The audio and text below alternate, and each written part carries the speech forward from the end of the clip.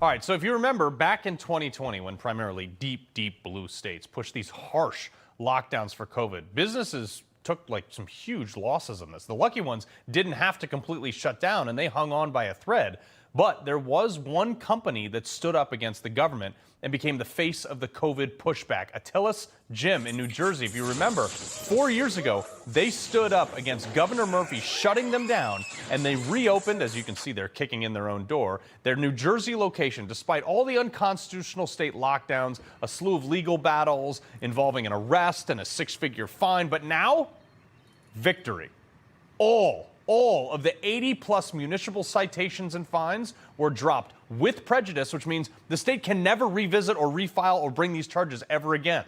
Here to break this all down, entrepreneur and the former co-owner of this gym, Ian Smith. Ian, I've loved having you on for the last 4 years as you've told this story. You've obviously, you've moved on from that gym. However, your story is nothing short of miraculous. It's David versus Goliath, telling the government, pound sand, I'm not interested in you.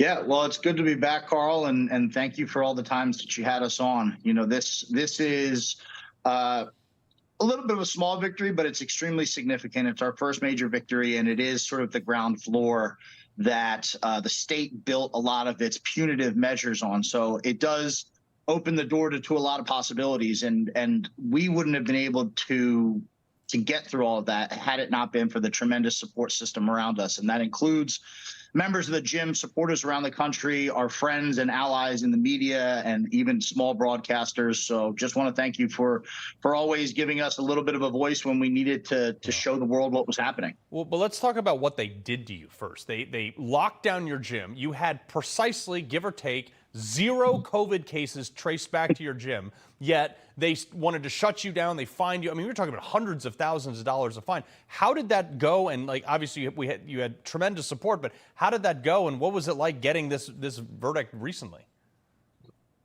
Well, there's still a lot of that big looming stuff sort of in the works. There's an appeal that's been sitting on a desk for 2 years, but all of these punitive measures came from what was essentially a court order by a judge.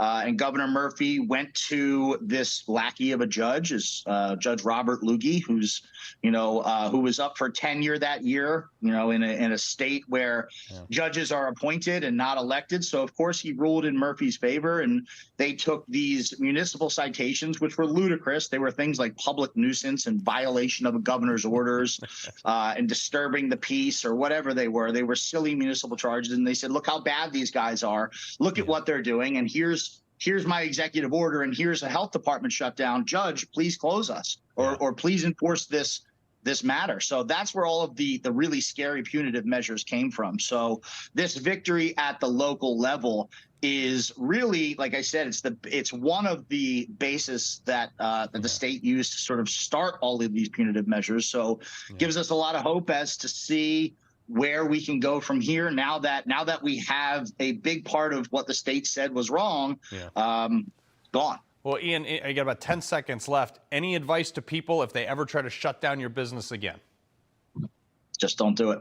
If we all do it, they won't have enough. They won't have enough crappy judges and politicians to enforce it, and everybody knows that now. They can't arrest us all. Ian Smith, I'm so happy to hear this. Thank you so much. We loved following this story, and I'm glad it came out with a happy ending. Thank you, sir.